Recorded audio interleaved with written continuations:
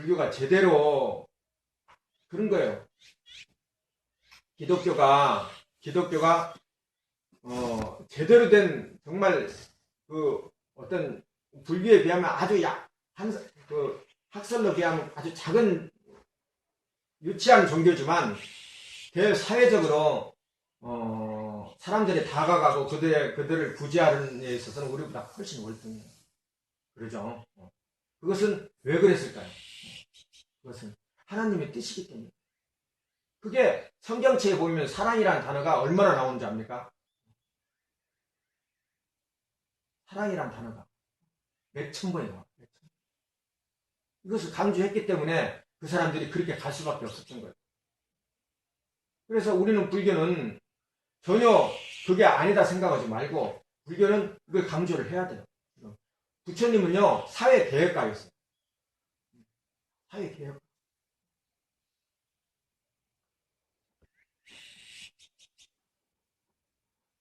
자, 그러니까 이야기하는 거예요. 수도다 왕이 분노하며 말했어요. 너는 너무 이기적이다. 너는 내게 부과한 까띠아의 책임이 두려워 숲으로 도망가는 거 아니냐? 어? 내 자신을 위해 내가 도움이 필요한 동포들을 무책임하게 내게 치려는 게 아니냐? 시달타가 다시 이야기하죠. 결코 내 자신만을 위해서 출가하는 게 아닙니다. 제가 고뇌하는 문제는 바로 아버지, 어머니의 고뇌가 이거예요. 동포의 고뇌입니다. 제가 영원한 자유의 길을 발견한다면 그것은 저뿐만 아니라 고뇌하는 모든 사람들을 구원하는 길이 될 것입니다. 자, 이제 아버지가 또 반문해요. 수행자가 돼서 어떻게 다른 사람을 돕는 것이냐? 한 번도 나는 본 적이 없다. 그들은 사회의 짐만 된다. 숲에서 빈둥거리다 배고프면 하루에 한 번씩 나타나서 가난한 사람들에게 얻어가기만 한다. 그게 네가 말하는 구원이냐? 이건 어때요? 지금 출가자 입장이 아닌 사람에서 비판적으로 보는 거죠. 지금 보는 사람은 되게 이럴 거예요. 지금 뭐 하는 거야? 지금 산속에서 맨날 앉아서 참선을 하고 있고 세상을 구제하러 와야지. 그런 이야기예요. 그렇죠? 시탈타가 대답했다. 아버지, 저의 출가는 그들과 다릅니다.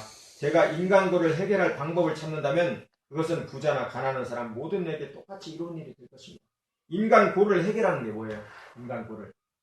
인간고는 인간의 어떤 여러 고통이 있잖아요. 그 고통을 물질적으로 해결하는 방법이에요. 정신적으로 해결하는 방법. 정신적으로 해결하는 방법. 정신적으로 해결하는 방법만 안다면 그 행복은 훨씬 배가 될 것이다 라고 생각한 거예요. 자기가 물질적으로 그 사람들을 동포들을 구원할 수 있는 방법은 전혀 없죠. 그러죠? 그래서 할 수 없이 만약에 물질적으로 베풀 수 있는 방법을 찾았다면은 그 사람은 출가하지 않고 무사가 되어서 용병을 키워가지고 다른 나라를 치었겠죠. 치고 독립을 해서 잘 풍요롭게 만들고 하는 이 경제 대국을 만들면 되겠지만 그게 전혀 가능하지 않았기 때문에 이 사람은 출가라는 방법을 택해서 동포들을 구원하려고 했던 거예요. 이해 가죠?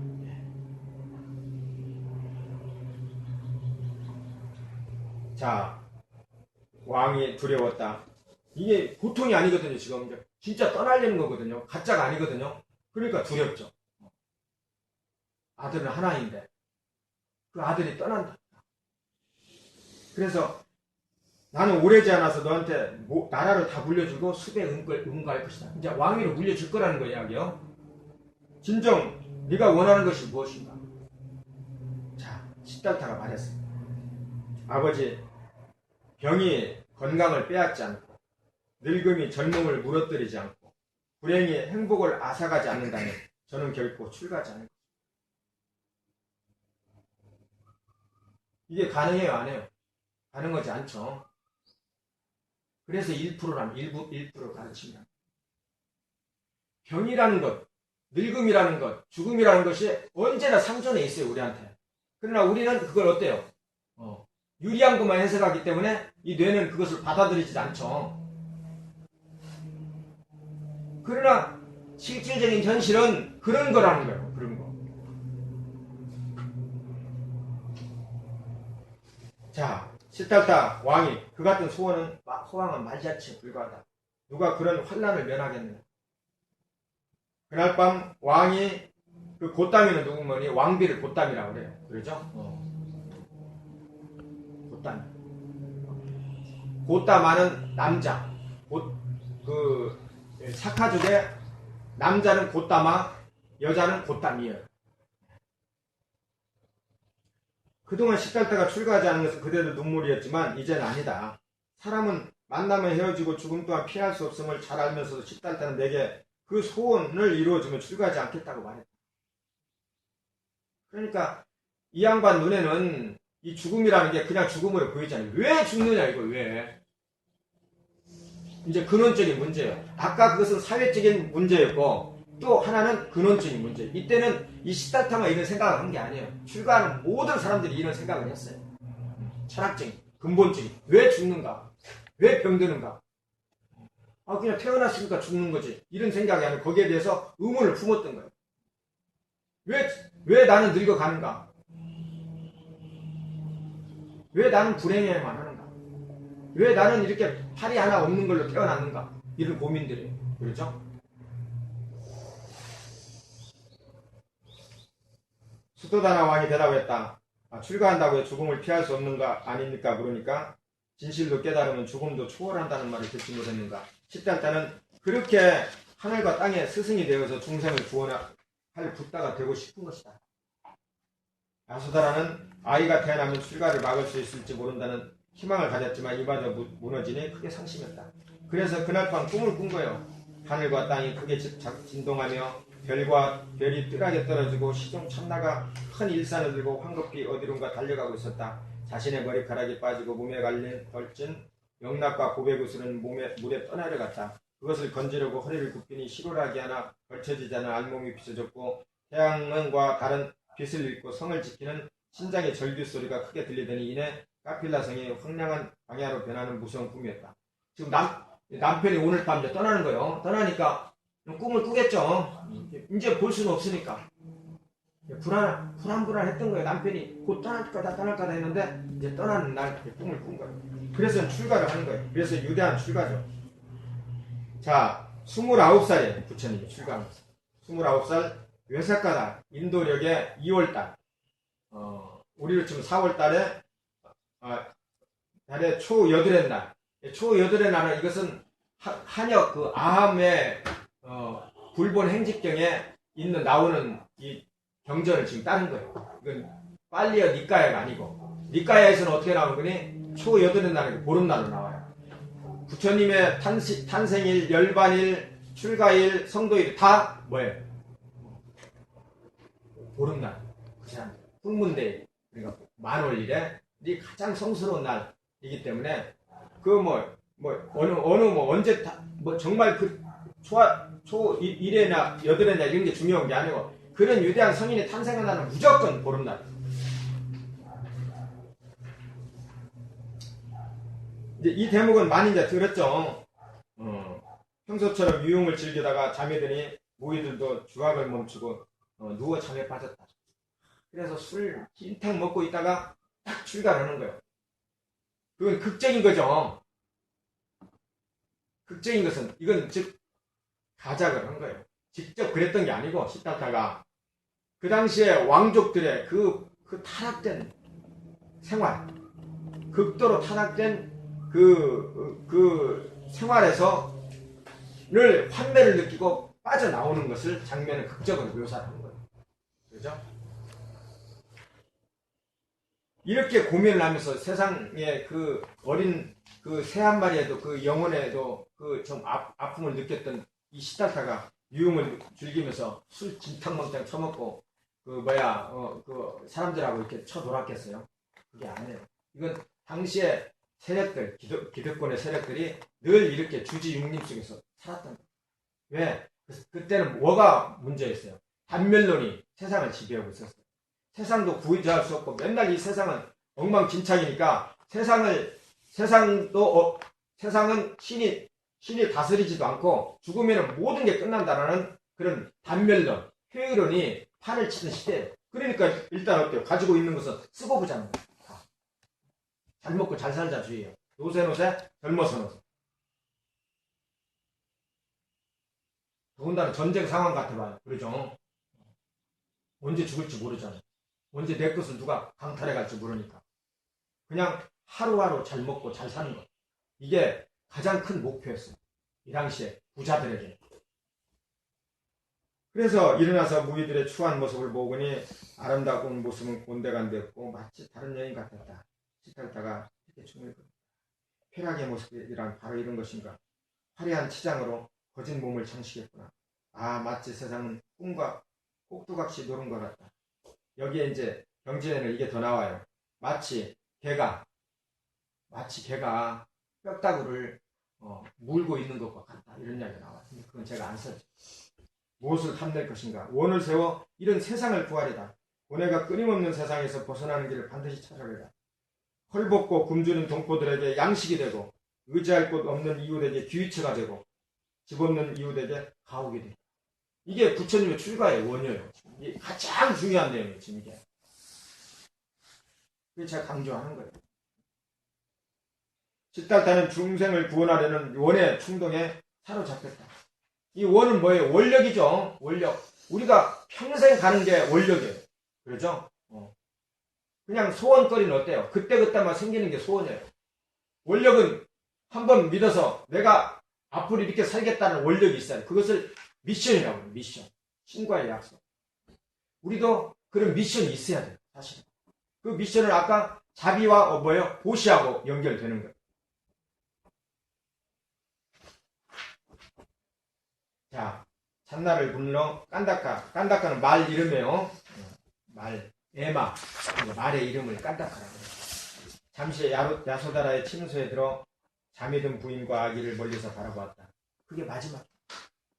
성문은 숫도다라 왕이 시달타의 출가를 염려해서 팥으로 굳게 지키게 했고, 유병은 잠들었고, 철문은 저절로 열렸다. 시달타는 쉽게 궁을 빠져나왔다. 이것은 잠들고 실질적으로 문이 저절로 열린 게 아니고 그냥 신들이 도와서, 그 경전에는 그렇게 나와요. 신들이 도와서 저절로 잠들게 하고 문이 열리게 해서 출가를 적극적으로 옹호를 했다라는 식으로 모든 신이 이렇게 도왔다는 식으로 각색이 나오죠. 저는 그런 게, 왜냐하면 이 책은 사실 우리 나이 든 사람보다는 어때요? 젊은 사람들을 겨냥한 거예요. 젊은 사람들 읽어야 될 거 아니에요. 젊은 사람들이 이 책을 읽고 기독교와 비교하면은 절대 기독교에 빠지지 않을 것 같은 심정으로 만든 거예요. 그러니 거기에 신화적인 요소가 자꾸 들어가면 어떻게 돼요? 안 되겠죠? 이렇게 만든 거예요. 이때 호련히 마라가 나타나 유혈이다. 이 마라는 이제 밑에 다 나와요. 마라가 나타났어요. 마라는 마귀를 말하죠. 그러나 여기에서의 마귀는 뭐예요? 지금 마음속의 마귀예요. 내 마음에 해로운 마음 부수가 이 마라예요. 아시겠죠? 출가는 어리석다. 시달타. 안락하고 편안한 내 집으로 돌아가. 지금 가면 어때요? 이제는 아까 말씀드린 전갈이 물릴지도 모르죠. 도둑한테 갑자기 상해를 입고 죽을지도 모르잖아요. 밥도 제대로 먹으리란 보장도 없죠. 근데 자기가 살던 곳은 어때요? 풍요로운 곳이었죠. 편리하고 모든 사람이 인정을 받고. 이게 참 어려운 거예요. 그러니까 지금 망설여지는 거예요. 떠나면서. 자기 심정을, 때를 기다리라. 곧 윤보의 권세가 나타나 그대는 12,000개의 성으로 둘러싸인 영토를 다스리는 대왕이에요.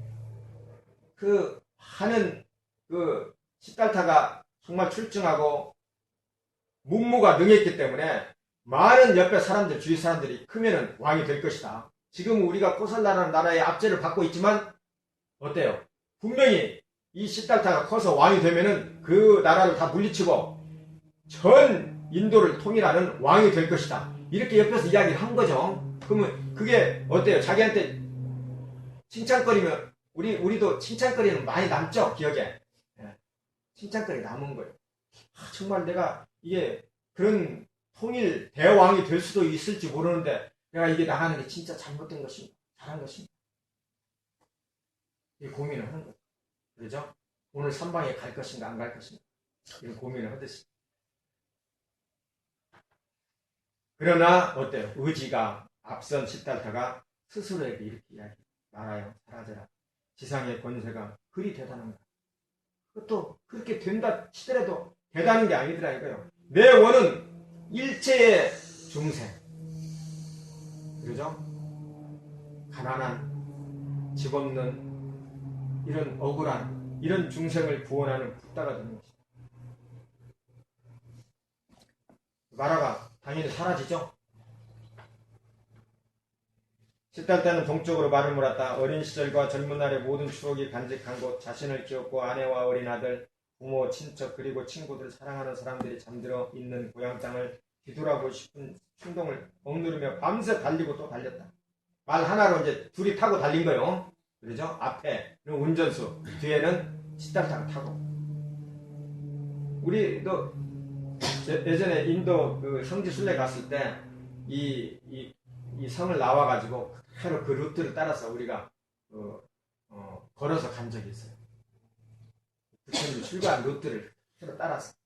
근데 정말 황홀하죠. 그 강을 끼고 가는 아침에 인도는 어때요? 완전히 막 안개가 껴있어요. 안개. 까마귀가 많고. 거의 신비로워요. 아침에 진짜. 뭐 이런 데가 다 있나.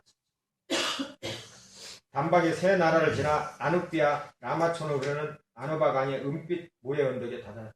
진짜 아누바 강의 그 모래는요, 우리 남강 같은 경우는 한 10배가 넘어요. 10배가. 그보다 길이가 10배가 넘는데 거기에 은빛 모래가 진짜 황홀하죠. 하얗죠. 강 건너는 말라의 땅이었다.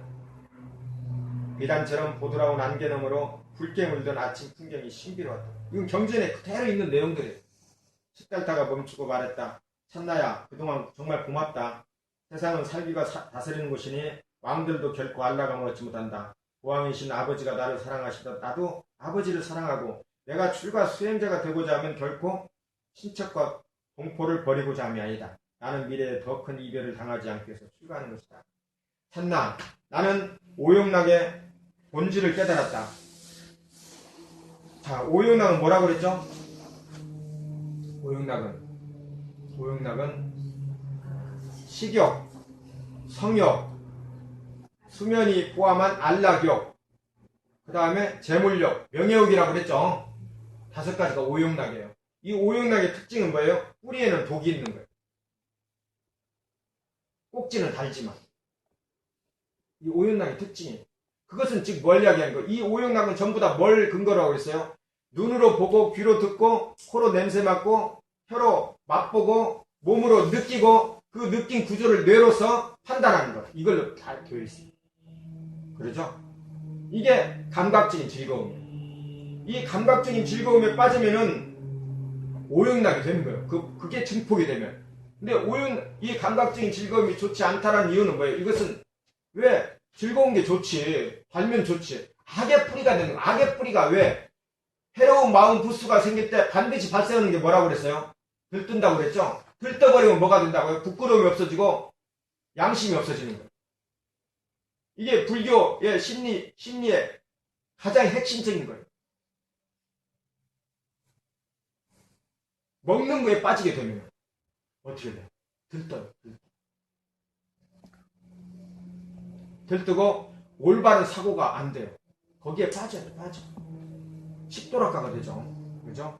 맛집을 순례하죠. 온통 인생이 그걸로밖에 안 보여요. 또 그것은 식욕은 반드시 뭘 유발해요? 성욕을 유발해요. 성욕은 말초신경을 자극하죠.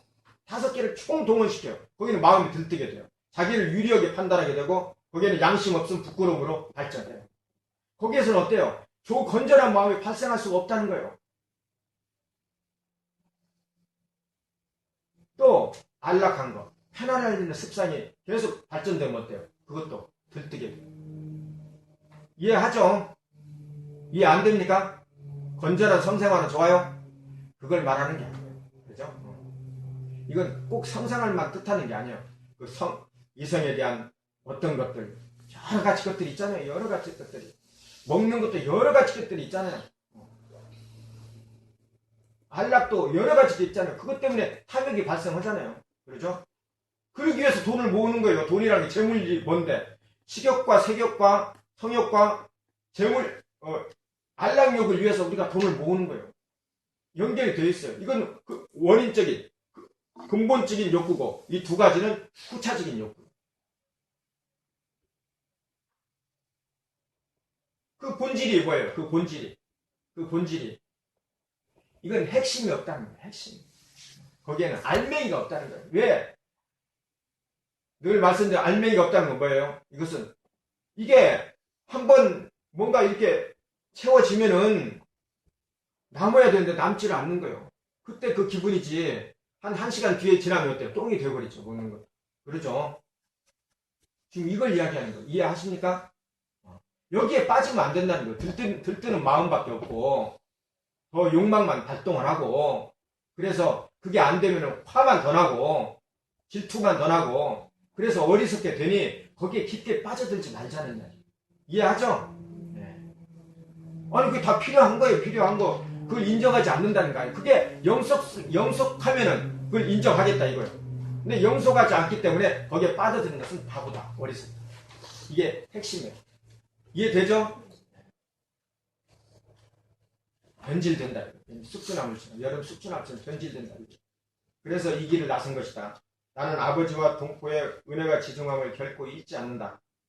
세상에 많은 부모들이 자식을 낳아 제물로 양육하고 자식 또한 제물로서 보응하지만 부모에게 단마의 제물을 보응하는 일은 매우 드물다. 나는 장차 단마의 제물로서 그들의 은혜에 보답할 것이다. 단마가 뭐라고 그랬어요?